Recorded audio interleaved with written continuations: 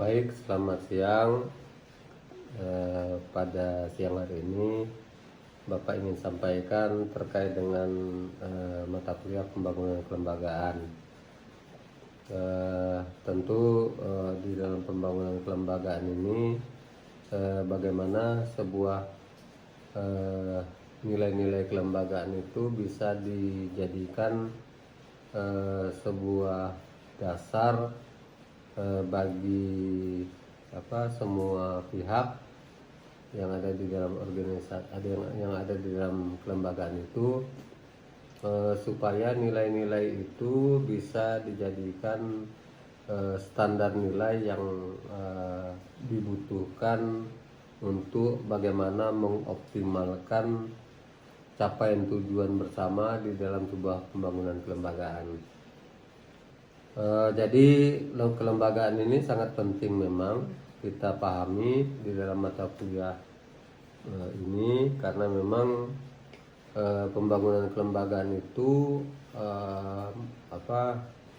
sangat melekat di dalam sebuah kehidupan organisasi, di dalam kehidupan publik, yang memang menjadikan kelembagaan itu sebagai sarana untuk bagaimana mencapai tujuan bersama, supaya bisa menghasilkan nilai-nilai yang memang bisa membantu individu atau kelompok itu ke arah pencapaian tujuan yang diinginkan bersama. Tentu dalam kajian pembangunan kelembagaan menurut Knex ini tahun 1952, halaman 51 menyatakan bahwa kelembagaan memiliki dua bentuk, katanya. Menurut Knex ini dua bentuk daripada pembangunan kelembagaan. Pertama, bentuk kelembagaan yang pertama adalah suatu yang dibentuk oleh masyarakat itu sendiri. Jadi kelembagaan yang ada dalam masyarakat, yang dibentuk masyarakat itu adalah difungsikan untuk bagaimana mengatur pola tindakan dari kehidupan masyarakat, supaya pola tindakan masyarakat yang ada di dalam sebuah kelembagaan itu bisa dijalankan, bisa dilaksanakan untuk dapat menggiring masyarakat itu sendiri, ya, ke arah pencapaian tujuan yang betul-betul terakomodir, betul-betul terpolakan, sehingga masyarakat bisa menghasilkan tujuan yang diinginkan secara maksimal, karena dia sudah terpola, ya. Artinya dalam kelembagaan itu, dalam bentuk itu, kalau masyarakat keluar dari pola yang sudah disepakati dalam sebuah kelembagaan, tentu dia akan kena sanksi sosial misalnya. Sanksi sosial itu bisa bisa dikucilkan, bisa tidak diabaikan, bahkan bisa juga sanksi yang lain, misalnya hukuman, misalnya berupa pekerja sosial, atau bisa juga berupa denda misalnya. Itu tinggal kesepakatan dari proses pembangunan kelembagaan itu. Artinya ini kan dalam upaya bagaimana kelembagaan itu bisa eksis. Artinya kelembagaan itu kan sebagai rumah gitu, ya, untuk melindungi masyarakat dari ancaman, dari kepanasan, dari kehujanan. Nah, sehingga dengan tenang di dalam rumah, misalnya rumah yang besar itu, misalnya dia bisa beraktivitas, melakukan kegiatan mungkin dalam mendukung ekonomi mereka, mungkin melakukan kegiatan-kegiatan yang produktif di rumah, ya, karena itu tadi karena mereka merasa di dalam rumah sendiri, dan bisa beraktivitas sehingga bisa menghasilkan nilai-nilai yang memang bermanfaat untuk semua kepentingan gitu. Jadi itu ya dalam sebuah kelembagaan. Lalu bentuk yang lain dari sebuah kelembagaan ya, adalah sesuatu yang datang dari luar yang sengaja dibentuk. Misalnya terkait dengan bagaimana sesuatu yang datang dari luar yang sengaja dibentuk untuk untuk memaksimalkan nilai-nilai yang memang harus disampaikan ke publik. Misalnya satu bentuk yang datang dari luar, misalnya terkait dengan nilai-nilai yang belum terbiasa di situ, misalnya terkait dengan program, ya terkait dengan nilai-nilai kelembagaan itu, misalnya ada organisasi yang dibentuk ya yang cakupannya itu cakupannya itu secara nasional, misalnya ada organisasi masyarakat misalnya terkait dengan organisasi misalnya organisasi ideologi Pancasila misalnya. Nah, itu kan salah satu bentuk yang mungkin yang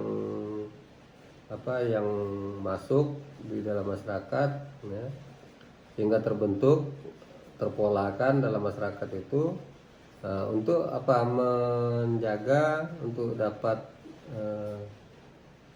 mempertahankan nilai-nilai yang baik itu ya dalam Pancasila itu, untuk menjaga keutuhan bangsa misalnya.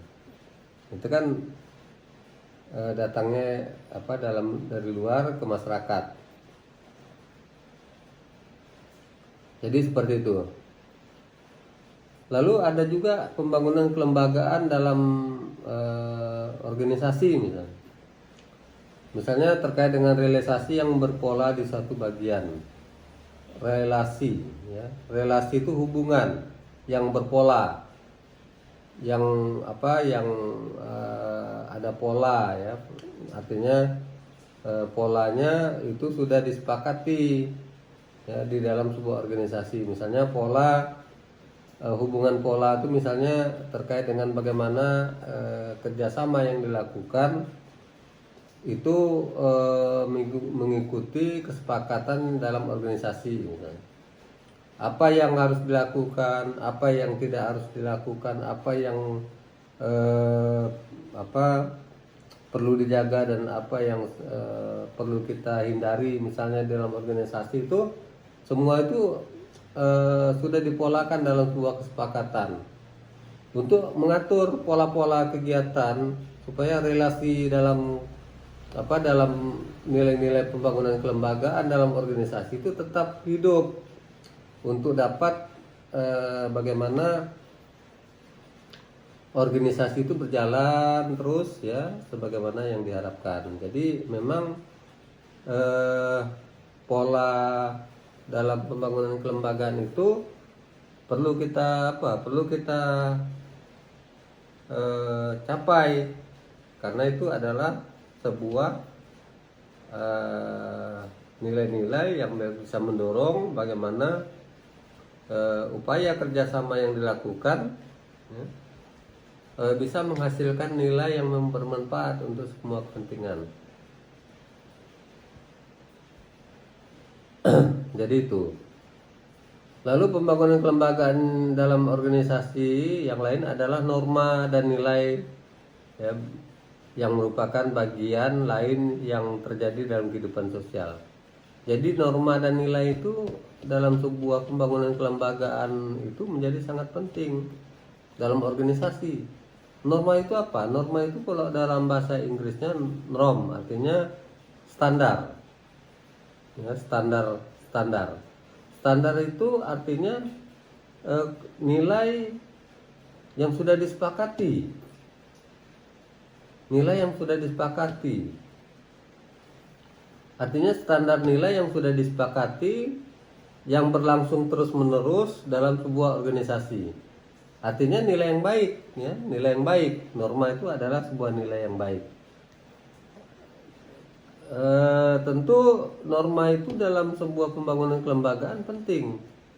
Artinya standar dan nilai yang ada di dalam sebuah organisasi itu penting. Mengapa?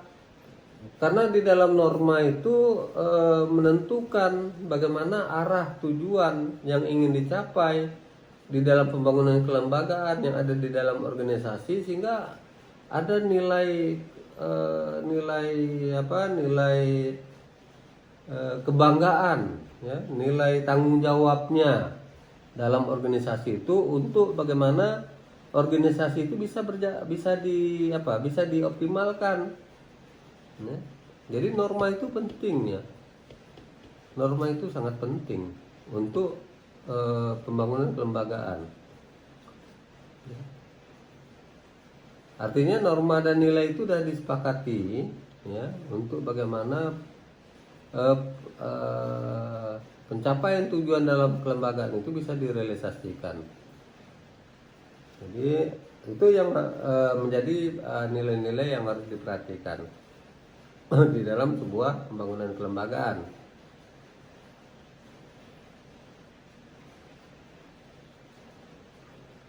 Tentu dalam kelembagaan dan organisasi itu merupakan bagian dari kelembagaan.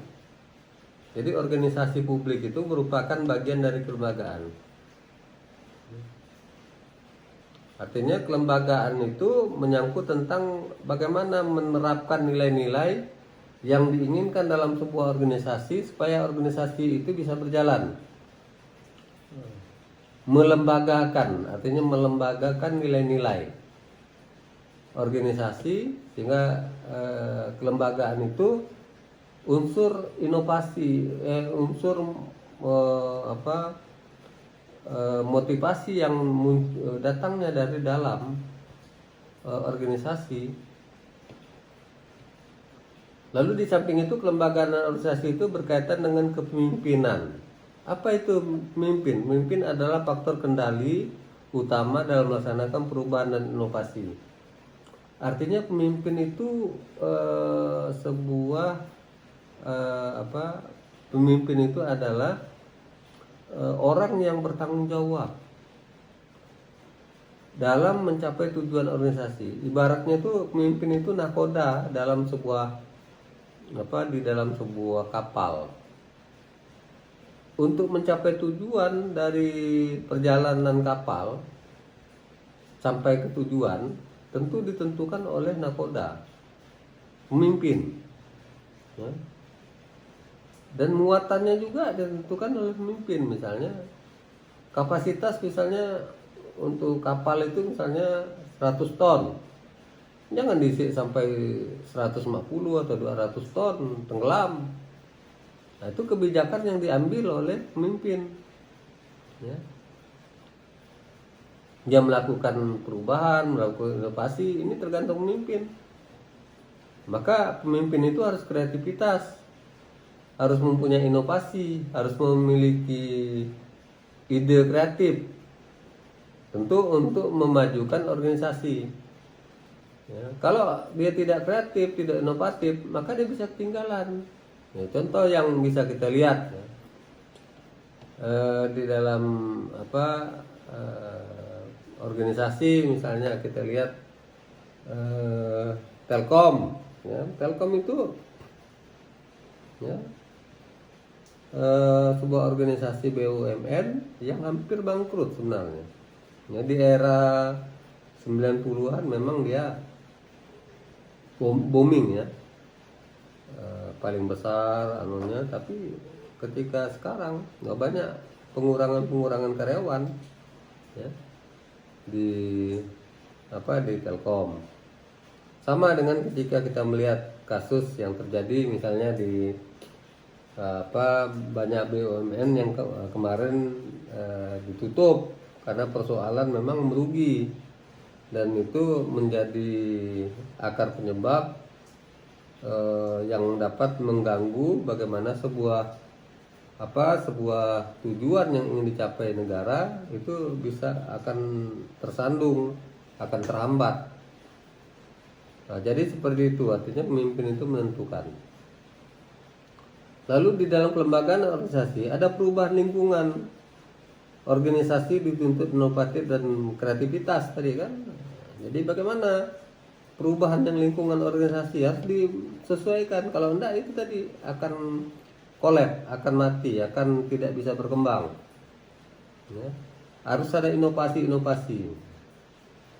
Bisa menarik, bisa supaya bertahan, supaya bisa eksis dan lain sebagainya. Harus ada kreativitas dalam sebuah pembangunan kelembagaan. Lalu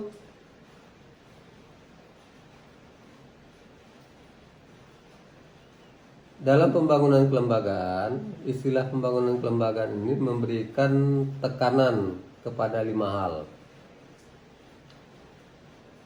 Tekanan kepada 5 hal. Pertama, terkait dengan kelembagaan berkenaan dengan sesuatu yang permanen sifatnya. Memang harus permanen. Ibaratnya pembangunan kelembagaan yang permanen itu bagaimana ibaratnya kelembagaan itu dasar, fondasi daripada rumah. Ya, bagaimana dia dapat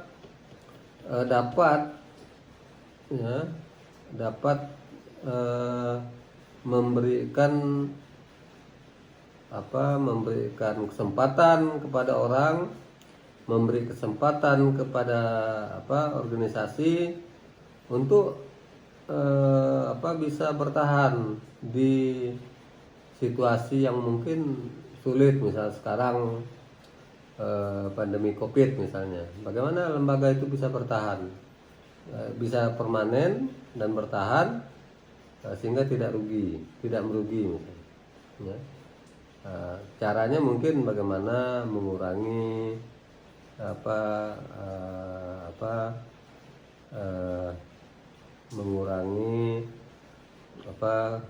produksi hasil ya, dan lain sebagainya, sampai bagaimana di dalam kelembagaan itu memberikan intensif sesuai dengan pendapatan misalnya dan lain sebagainya. Lalu yang kedua, pembangunan kelembagaan tekanannya kepada berkaitan dengan hal-hal yang abstrak yang menentukan perilaku. Jadi artinya kelembagaan itu meskipun nilai-nilai itu tidak nampak ya, tidak tertulis, tetapi nilai-nilai yang berlaku yang biasa dilakukan dalam sebuah organisasi itu dijadikan patokan untuk menentukan perilaku kerjasama di dalam sebuah pembangunan kelembagaan. Lalu yang ketiga berkaitan dengan perilaku atau seperangkat tata cara atau cara bertindak yang baik yang berjalan di masyarakat. Artinya ini berkaitan dengan perilaku ya, tata kelakuan. Artinya tata cara bagaimana orang itu di dalam pembangunan kelembagaan bisa mengekspresikan dirinya. Artinya ekspresi itu kan bentuk tanggung jawab seseorang di dalam sebuah kelembagaan supaya di dalam organisasi di mana kelembagaan yang dimiliki yang menjadi doktrin dalam organisasi itu menjadi panduan yang selalu diperhatikan di dalam organisasi publik. Lalu yang penting juga pembangunan kelembagaan itu lebih ditekankan kepada pola perilaku yang disetujui dan memiliki sanksi. Artinya pola yang perilaku yang disetujui ini artinya pola perilaku yang sudah disepakati, ya. Misalnya pola perilaku yang disesuaikan dengan ketentuan-ketentuan yang tertulis dalam sebuah organisasi, atau ketentuan yang di luar organisasi itu berlaku dalam kehidupan sosial masyarakat misalnya. Ini menjadi kata kunci di dalam pola perilaku, sehingga kalau ada misalnya pelanggaran di luar kesepakatan, maka dikasihkan sanksi, diberikan sanksi. Jadi itu pembangunan kelembagaan, tekanannya kepada pola perilaku, ya, dan sanksi. Lalu yang kelima di dalam pembangunan kelembagaan adalah terkait dengan kelembagaan itu merupakan cara yang standar untuk memecahkan masalah. Jadi kelembagaan itu, nilai kelembagaan itu untuk menyelesaikan masalah, ya. Artinya nilai baku yang bisa dioptimalkan di dalam bagaimana organisasi itu bisa efektif, bisa efisien. Hal-hal yang seperti itu menjadi perhatian mungkin yang perlu diperhatikan di dalam sebuah organisasi publik, ya. Jadi seperti itu. Jadi mungkin itu dulu dari Bapak siang hari ini. Setelah Bapak sampaikan ini, Bapak minta Anda mengerjakan analisis terkait dengan pembangunan kelembagaan, supaya analisis yang Anda bikin itu boleh merujuk kemana saja, atau jurnal atau dari teori dan lain sebagainya, untuk dijadikan tugas melihat prospek pembangunan kelembagaan dalam organisasi seperti apa, dan nanti itu dikumpulkan, ya, di ketua kelas, dan ketua kelas nanti mengirim tugas itu satu folder ke Bapak, sehingga minggu depan kalau ada hal-hal yang mungkin berkaitan dengan pembangunan kelembagaan terkait dengan tugas Anda, bisa kita komunikasikan, kita bisa kita bahas minggu depan. Mungkin itu dulu dari Bapak siang hari ini. Sekian dan selamat siang.